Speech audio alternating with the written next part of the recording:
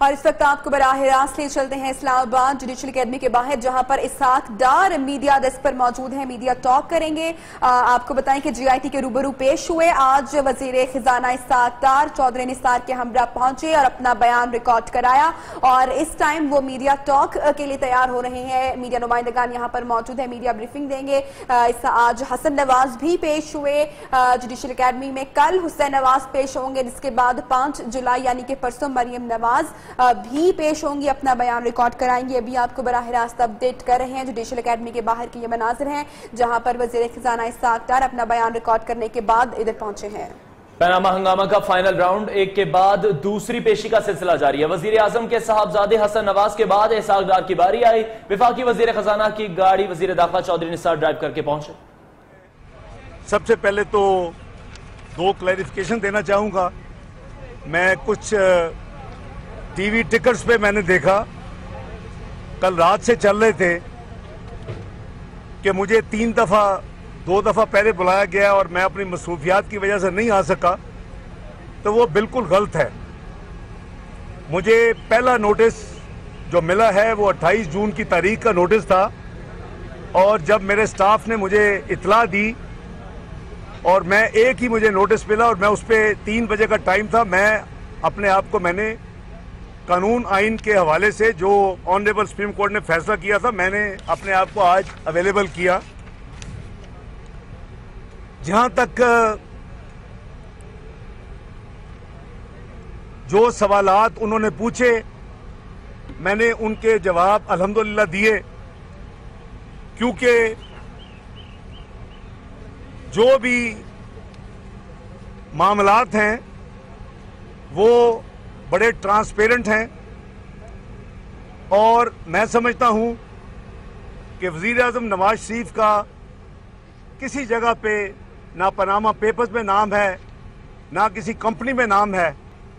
जिन लोगों के नाम हैं वो आज तमाम मुख्तलिफ सियासी पार्टियों में मौजूद हैं, और सबसे ज़्यादा साजिशें और सियासत वही कर रहे हैं। करीबन 23 साल से इस मुल्क में तमाशा लगा हुआ है। चंद रेफरेंसेस मुशर्रफ के ज़माने में बनाए गए, और उस रेफरेंसेस में मेलाफाइडी थी, वो बदनीति के बुनियाद पे बनाए गए थे, वो झूठ के बुनियाद पे बनाए गए थे, वो प्रिजम्पटिव और फोर्स और अपनी पावर के बुनियाद पे बनाए गए थे। 23 साल से ये ड्रामा इस मुल्क में चलता रहा है। मैं अगर आपको उन 3 रेफरेंसेस में से एक की मिसाल दूं, तो 14 फरवरी को इन्वेस्टिगेशन रिपोर्ट इत्तेफाक फाउंडी की एक रेफरेंस है जो तैयार होती है। 14 फरवरी को ही चेयरमैन नैब उसको स्क्रूटनाइज भी कर लेते हैं और सेक्शन 18G के तहत उसको वो कंप्लीट करते हैं। फिर 14 फरवरी को लाहौर के अकाउंटेबिलिटी कोर्ट में उस मैटर का कॉग्निजेंस हो जाता है, और 14 फरवरी 2000 को अब्बास शरीफ और दूसरे लोगों को प्रोड्यूस कर दिया जाता है। यानी 14 फरवरी 2000, यानी ये लगता है कि 24 घंटे का दिन नहीं था, ये शायद 24 हफ्ते का दिन था, ये 24 दिनों का दिन था। आपका कानून आइन कहता है, और कई फैसले में आपको कोट कर सकता हूं, कि अनहोली हेस्ट वो इटसेल्फ किसी चीज को तबाह बर्बाद करती है और उसको मेलाफाइडी डिक्लेयर करती है। उसकी 2 मिसालें मैं आपको दे सकता हूं। एक इफ्तिखार चौधरी साहब का केस, ऑनरेबल जज फॉर्मर चीफ जस्टिस, उसमें जो जनरल मुशर्रफ ने जो उनके खिलाफ केस बनाया, वो 2006 में 13 ऑनरेबल जजेस सुप्रीम कोर्ट ने उसको ये कह के फेंक दिया, हालांकि उसमें 2-3 दिन थे, एक दिन में सारा काम नहीं हुआ था, कि ये अनहोली हेस्ट में फैब्रिकेटेड है। इसी तरह पाकिस्तान स्टील मिल्स का केस था, उसको भी 2010 में इसी असूल के तहत 9 मेंबर बेंच ने honourable supreme court of Pakistan ने उसको रबिश किया और कहा कि ये अनहोली हेस्ट है। तो ये जो रेफरेंस है 2-3 जिसका कुछ पॉलिटिकल साथी हर वक्त तमाशा बनाते रहते हैं और बनाते रहे हैं 23 साल से, it is nothing but trash.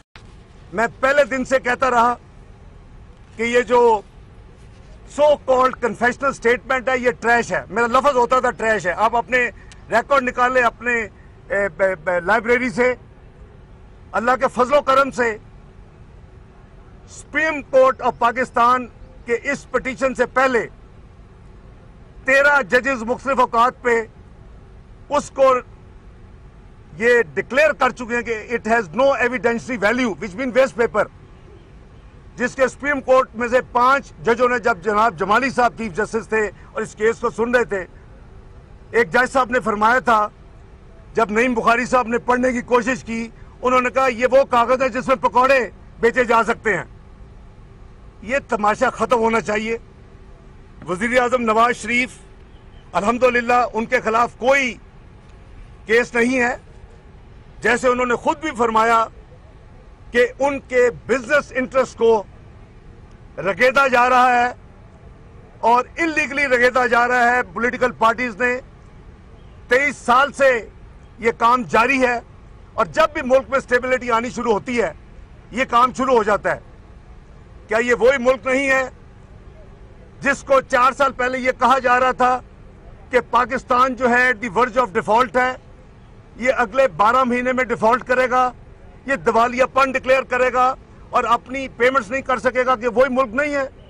आज मियां नवाज शरीफ साहब की क़यादत में अल्लाह ताला के फजलो करम के साथ हम उस नहज पे पहुंच चुके हैं जहां पाकिस्तान को ये नवीद सुनाई जा रही है कि अगला 12 साल में पाकिस्तान दुनिया की सबसे 20 बड़ी मईशतों में शामिल हो जाएगा और उसके कुछ अर्सा बाद कनाडा, इटली और साउथ कोरिया उसके पीछे होंगे।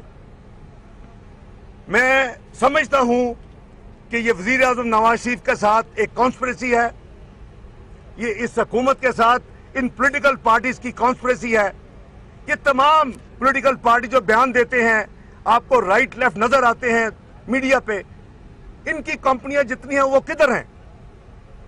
बात यह है कि कानून तो सबके लिए एक ही होता है और मैं बड़े अदब से कहूंगा कि अभी तक अल्लाह के फजलो करम से मियां नवाज शरीफ के साथ के हवाले से या इस हुकूमत के हवाले से एक पैनी की करप्शन या कोई स्कैम कोई बाहर नहीं ला सका।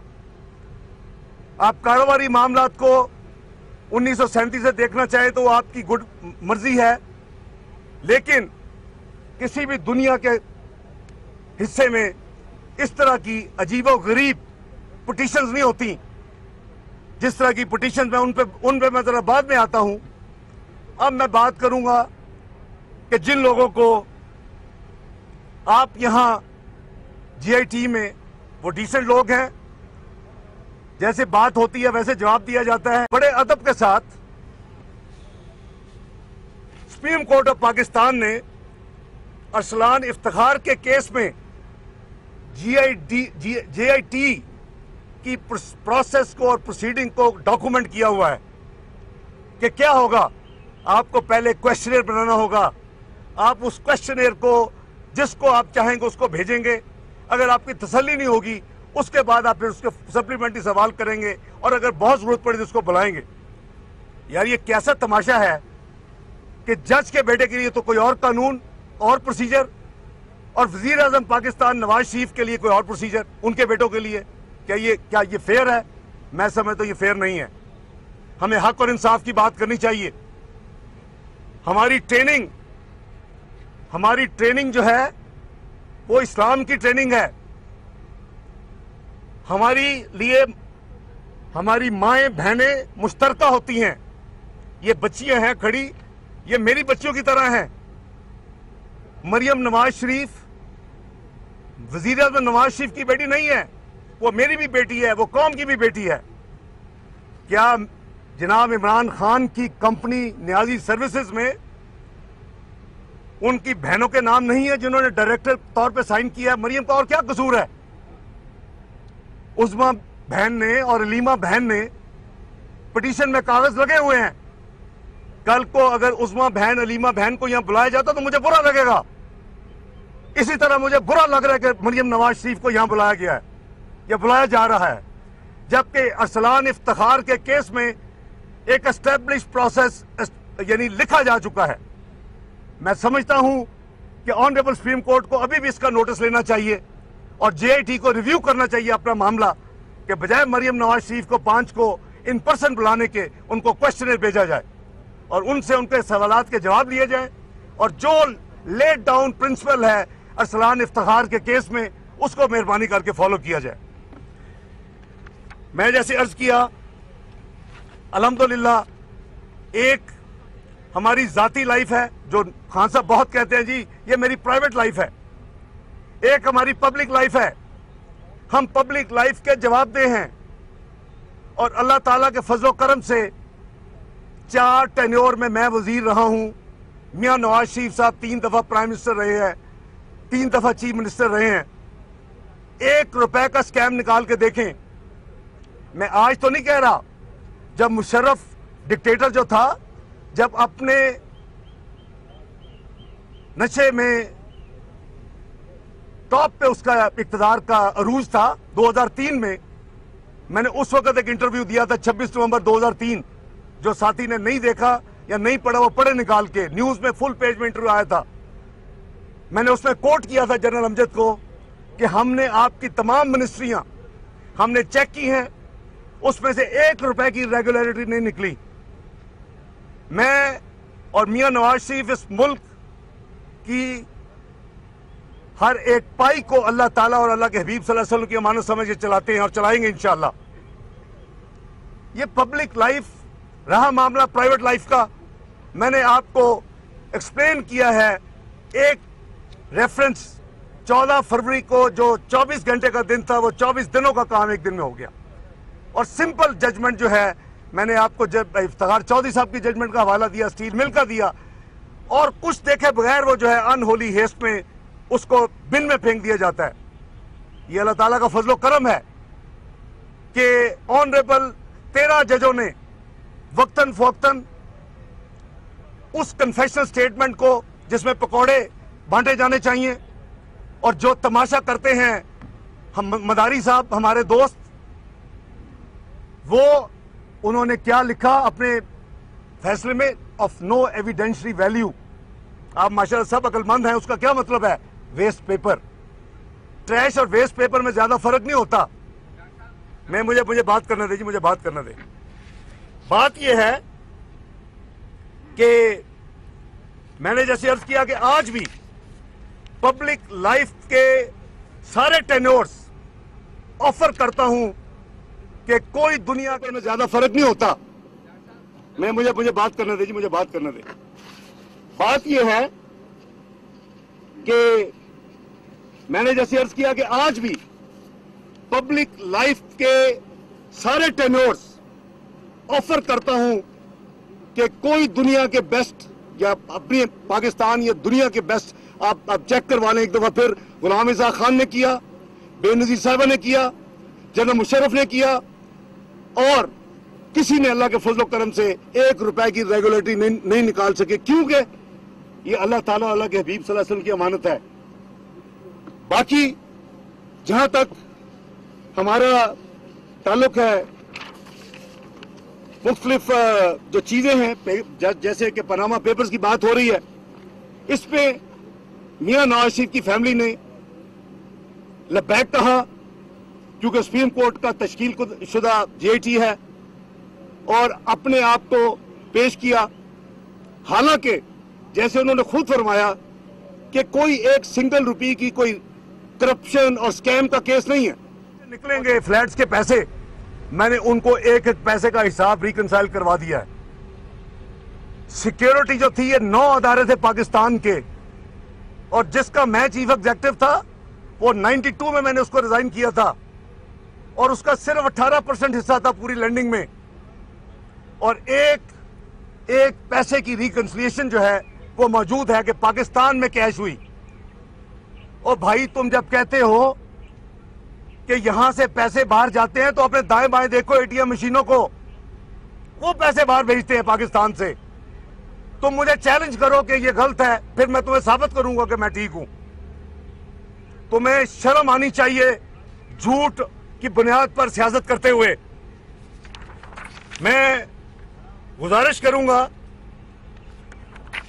कि मेरा इनका लव एंड हेट का रिश्ता बड़ा पुराना है इमरान खान साहब का, लेकिन अब मैं डिसअपॉइंटेड हूं। 93 में जब मैं लाहौर चेंबर का प्रेसिडेंट था, जब मैंने इन्वेस्टमेंट बोर्ड से रिजाइन किया, तो ये मेरे दफ्तर में आया करते थे, मेरे जाती दफ्तर में भी और लाहौर चेंबर के दफ्तर में भी। मेरे जो 2 बेटे हैं ये उनके साथ बैठ के मेरा इंतजार किया करते थे, और मैं अल्लाह के रास्ते में अगर कुछ देता था डोनेशन या ज़कात, तो मैं इन पे कोई एहसान नहीं करता था, वो मेरी और अल्लाह ताला के दरमियान है। लेकिन तुम किस मुंह से इमरान खान, किस मुंह से तुम 62 की पिटीशन डालते हो मियां नवाज शरीफ के खिलाफ? अपने गिरबान में झांको तो तुम्हें नजर आएगा कि कैलिफोर्निया का केस काफी है तुम्हारे लिए। कैलिफोर्निया कोर्ट की जो स्टैंप हो चुकी है और जिसको जमाइमा बीबी अपनी गार्डियनशिप में ले चुकी है, वो हमारी वो भी बेटी है। जो भी हुआ, आप बच्चों को बच्चों तक रहने दें। आपने जंग करनी है हमारे साथ करें। आप मेरे बेटों को बीच में घसीट लेते हैं। मैंने ऑलरेडी, मेरे बच्चों ने इनके ऊपर 5 अरब रुपए के हर्जाने का केस किया हुआ है। वो केस आके लड़े ना, साबित करें। ये तो बड़ी आसान बात है कि जो मुंह में आए बक दे बंदा। बेहतर है कि सोच समझ के बात करे, अपने एविडेंस के साथ बात करे। अब आए ना, मुझे पैगाम भिजवाते अपने वकील के जरिए, डार साहब तुसी असी भी आस्था चले, तुसी भी आस्था चलो। मैं कहा मैं तो 500 मील फी रफ्तार से चलना चाहता हूं, ताकि मैं साबित करूं कि एक दफा फिर इमरान खान झूठा है। आपके सबके साथी हामिद मीर, जब मैं प्रेसिडेंट लाहौर चेंबर था, पूछे कि इनका करैक्टर क्या है। इन्होंने इतनी बेहुदा बातें की मोहतरमा बेनजीर भुट्टो के हवाले से, और वो अभी इलेक्शन नहीं हुआ था, केयर टेकर गवर्नमेंट थी। वो हमने तो हामिद मीर को जानता भी नहीं था, मैं सदर लाहौर चेंबर। मैंने समझा किसी इंडस्ट्रीज का बेटा आ गया सूट वूट पहन के, यंग मुंडा। और जब उस बेचारे ने अगले दिन खबर छापी तो ये पांव पड़ गए मुझे, कह दे कि मैंने नहीं कहा। आरिफ निजामी का ब्रदर इन लॉ इनके साथ आया था, अजमत ऐशा, उसने कहा है। ये तो इनकी सच्चाई की यानी स्ट्रेंथ है खान साहब की। हामिद मीर से पूछे कुरान के ओथ पर, ये 4 दिन आपके अखबारों ने वो फिर सारी मामलात को कैरी किया, और इवेंचुअली खान साहब फिर उस पर भागे। जैसे मैंने कहा कि हमारा लव एंड हेट का रिश्ता चलता रहा है बहुत देर। 93 ये डरपोक आदमी है बेसिकली, जो आदमी अपनी शादी छुपाए।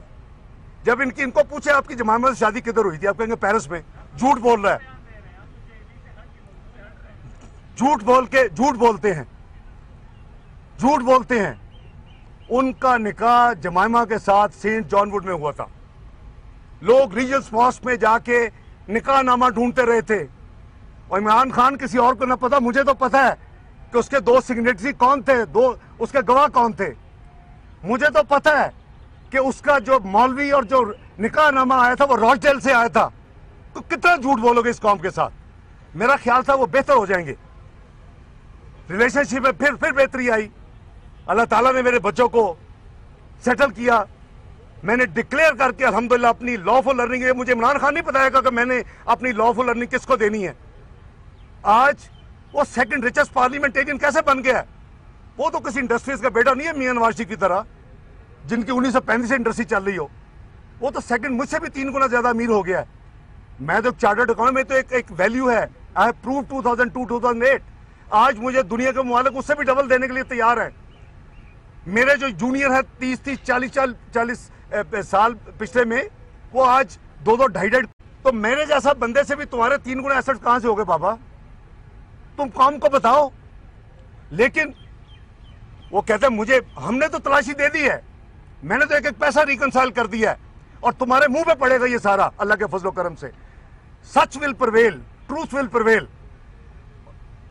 फिर कहा जी इसहाक डार के बेटे, जैसे मैंने आपको अर्ज किया, ये वही बेटे हैं जिनसे इसने मुझे अगस्त 2008 में कहता है कि अपने बेटे को कहे कि मुझे कोई शौकत खाने के लिए डोनेशन दे दे। ये ली यहां खड़ा है इसने और इसके भाई ने। मैंने इनको इंडिपेंडेंट 2004 में किया और डिक्लेयर करके किया। इलेक्शन कमीशन रिटर्न में इनको मैंने एक एक पैसे का हिसाब दिया हुआ है। मैंने इनको क्या गिफ्ट किया है और जब मैंने 100 यतीम बच्चे अडॉप्ट किए उनके लिए मैंने क्या अपने पास रखा हुआ है जिंदगी में। इन्होंने डोनेशन दी, लेकिन जब मुझे ये पता चला फर्गूसन की रिपोर्ट से कि खान साहब ने तो ज़कात और डोनेशन के पैसों से जुआ खेल लिया बीवीआई कंपनी में, तो मेरा इत्मीनान उठ गया। मैंने अगस्त 2008 से 93 से 2008 तक मैं इसको देता रहा डोनेशनें, अल्लाह के नाम पे, मैं उसको एहसान नहीं है। लेकिन जब मैंने ये देखा, क्योंकि प्राइवेट लाइफ उससे ऊपर पब्लिक लाइफ से ऊपर अल्लाह ट्रस्ट, ज़कात डोनेशन और अल्लाह ट्रस्ट, ये जब लोगों को ये कहेंगे इतने मुझे कैश दे दो और इतना मुझे चेक दे दो, तो बाकी आप खुद ही अकलमंद सोच सकते हैं कि इनके मामला कैसे हैं। भाई मैं एक सेकंड मुझे बात करने दे आप। बात ये है यार, मैं भी धूप में ही खड़ा हूं। बात ये है, मेरी से दो चार मिनट दे दो ना भैया। इखलाक की बात करते हैं। इखलाक, हजूर नबी पाक सल्लल्लाहु अलैहि वसल्लम को 3 दफा किसी ने पूछा दीन क्या चीज है, आप सल्लल्लाहु अलैहि वसल्लम ने फरमाया इखलाक। इस शरीफ आदमी ने पाकिस्तान की यूथ का इखलाक जो इसको फॉलो करते तबाह कर दिया। ये ओए तोए से कम शुरू नहीं करता अपनी बात। धरने में मैंने नेगोशिएशन की जहांगीर तरीन के साथ, शाह महमूद कुरैशी के साथ। इन्होंने कहा जी लिखे के नासुल मुल्क होने चाहिए इसमें और वो हेड करें। जब उन्होंने हेड किया और जब जरा नेगेटिव सिग्नल्स आए तो इन्होंने उनको बुरा भला कहना शुरू कर दिया। सेक्रेटरी इलेक्शन कमीशन इनसे कंसल्ट करके, चूंकि हमने इनसे एग्री किया था, लगाया। जब इनकी मर्जी की बात नहीं हुई तो उनको बुरा भला कहना शुरू कर दिया। नादरा चेयरमैन इनकी मर्जी से, इनकी कॉन्सर्ट से लगाई, ये खुद भी वहां गए और उसके बाद उसको बुरा भला कर। ये क्या है? Who are you? तुम कौन हो? तुम्हें किसने ये मनापली दी है कि तुम उठो और तुमको ओए फलां के चेयरमैन, ओए फलां के चेयरमैन, ओए फलां के चेयरमैन, क्या दे रहे हो अपने आने वाली नस्लों को? तुम लीडर क्लेम करते हो अपने आप को, तो शर्म आनी चाहिए। मैं समझता हूं कि जहां तक ये अभी खान साहब को मैं आपके जरिए खुशखबरी दे दूं कि इन्होंने खुद कहा कि मैंने यूके की कंपनी, मैंने टैक्स मैनेज की थी, इसलिए मैंने बहनों को उसमें डाला था। और भाईजान यूके का लॉ पढ़ लो, मैं यूके से क्वालिफाइड हूं, चार्टर्ड अकाउंटेंट। प्रॉपर्टी भी यूके में थी, तुम उसको आज यहां बेनिफिशियल ओनर एक्सेप्ट कर चुके हो। तुमने बहनों की ओनरशिप नहीं कही, आप मान चुके हो मैं ओनर था। तो अब जरा तैयारी करें यूके में जाके टैक्स देने की। जो 7 लाख पाउंड का फ्लैट बेचा था उस पर 1 मिलियन मैंने कैलकुलेट किया है कि टैक्स पेनल्टीज और इंटरेस्ट आपको ठोकेगा वहां, और वहां कोई टाइम लिमिटेशन नहीं है, ये पाकिस्तान नहीं है।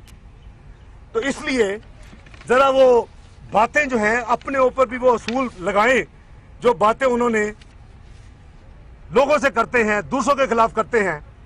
ये कोई ज्यादा पुरानी बात नहीं है। वो बताएं उनकी लॉयल्टी है किधर? पाकिस्तान के साथ है, मुसलमानों के साथ है, यहूदियों के साथ है, ईसाइयों के साथ है। आपको याद होगा पिछले साल आपके टीवी रिकॉर्ड में मौजूद है, जाके जैक गोल्डस्मिथ को ये सपोर्ट कर रहे हैं मेयर ऑफ लंदन के लिए, और बड़ी डिटाई से कर रहे हैं और बड़ा प्राइड ले रहे हैं। और मैं किसको कर रहा हूँ? सादक को सपोर्ट कर रहा हूँ वहां। ओ भाई, अपने पाकिस्तानी बहन भाइयों को तो सपोर्ट करो। या तुम बताओ कि तुम्हारी लॉबी कोई और है, तुम्हारे पीछे कोई और है, तुमसे कुछ तमाशा करवा रहे हैं, पाकिस्तान टेक ऑफ की स्टेज पे तुमसे गिरवाना चाहते हैं। ये अनफॉर्चुनेटली मैं कहूंगा कि इन्होंने कोई सबक नहीं सीखा। मैंने जैसे कहा कि ये अपने आए और आके ये कोर्ट पे अब वो केस लड़े। ये उसमें बिलीव करते हैं कि जिसके पास 4 पैसे हैं, कोई अच्छा वेल ऑफ है, तो ये उस थ्योरी पे बिलीव करते हैं कि इस फॉर्चून के पीछे कोई क्राइम है। और खुदा के बंदे, कुरान हकीम में अल्लाह ताला खुद कहते हैं कि मैं जिसको चाहूं जितना रिस्क दे दूं। फर्स्ट लेडी ऑफ इस्लाम हजरत खदीजा कुबरा रजी अल्लाह ताला अन्हो, चारों सहाबा में से उस्मान गनी रजी अल्लाह ताला अन्हो, और कई पर्सनैलिटीज, वो बहुत ज्यादा अल्लाह ताला ने उनको रिस्क नवाजा था।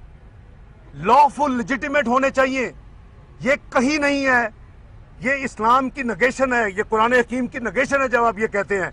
और अनफॉर्चुनेटली इनका जो दिमाग है वो इसी चीज़ के ऊपर अड़ा हुआ है। इन्होंने जब से ये इलेक्शन हुए हैं इनको सब्र चैन नहीं आया। पहले उन्होंने धरना बंद किया, फिर इन्होंने वो अंपायर की उंगलियां दिखाई आपको, उसके बाद अभी 2 नवंबर का धरना 2 हुआ, उसके बाद ये पिटीशन लेके आ गए। और वही लोग जिन पे मैंने जैसे कहा कि नासुल मुल्क जैसे ऑनरेबल लोग, उनको इन्होंने क्रिटिसाइज शुरू कर दिया, जिनके इनके अपनी मर्जी से लगे लोगों को इन्होंने क्रिटिसाइज शुरू कर दिया। ये हमारी बदकिस्मती है कि हम जो चीज़ भी होती है उसमें हम पॉलिटिक्स को ले आते हैं। हमारा अल्लाह का फेथ जो है, अगर इमरान खान तुम्हें अल्लाह ने कोई आपसे को काम लेना है तो कोई रोक नहीं सकता, ये मेरा ईमान है। अगर अल्लाह ने काम नहीं लेना तो कोई दे नहीं सकता। पाकिस्तान इस वक्त टेक ऑफ स्टेज पे है, पाकिस्तान इस वक्त टेक ऑफ स्टेज पे है। और ये कॉन्स्पिरेसी मैं समझता हूं कि बैरूनी और अंदरूनी मिलके हो रही है कि पाकिस्तान को डिस्टेबलाइज किया जाए, पाकिस्तान जो G20 में 12 साल के बाद जाने की एक उम्मीद है उसको खत्म किया जाए, पाकिस्तान को इसकी टांगे खींची जाए। क्योंकि खान साहब को पता है कि इलेक्शन में तो जीतना नहीं है। वो तो उस जमाने में भी जब मुशर्रफ पीक पे था तो उनकी वो अपना जूतियां चाटते थे। वो यहूदी ब्यूटी को लेकर जाके वजीर आजम बनने के चक्कर में थे। कराची यूनिवर्सिटी में गए और वहां गंदे अंडे खाए उन्होंने रेफरेंडम के लिए। अल्लाह ताला आपको हिदायत दे। आप अनफॉर्चुनेटली आपने कोई सबक नहीं सीखा, आपने कोई अपना मेकअप नहीं माइंड किया। आप आज भी झूठे हैं, आप आज भी जाहिल हैं, अब आज भी जवारिये हैं, अब आज भी बुज़दिल हैं, आज आप भी टैक्स चोर हैं और आज आप भी फितरे का सबसे बड़ी वजह है पाकिस्तान में। मैं दुआ करता हूं कि अल्लाह ताला उनको वो जो कहते हैं ना एहदिना सिरातल मुस्तकीम इय्याका नअबुदु, अल्लाह करे कि उनके ऊपर आ जाए और उनको अकल आ जाए। Thank you.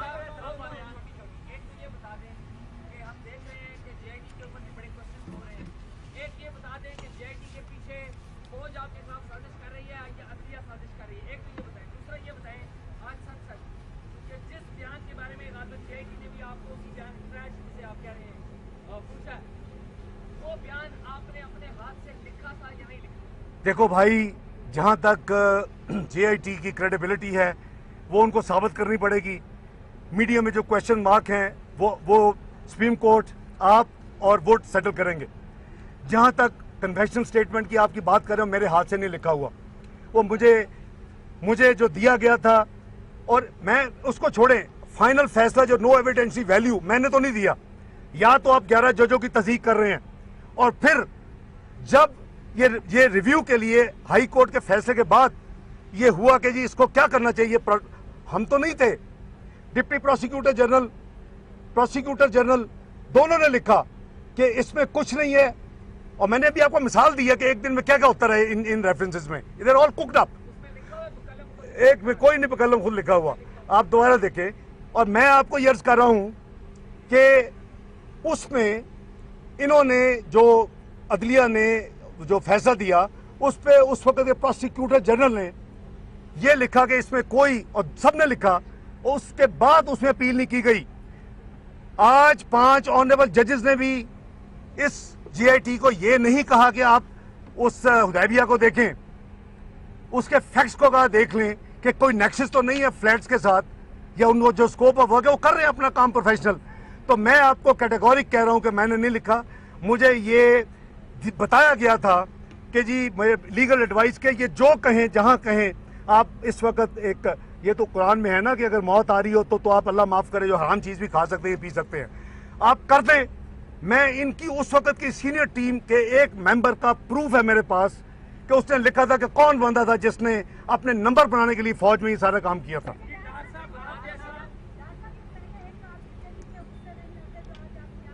नहीं, मैं गुस्से में नहीं हुआ, धूप है बड़ी।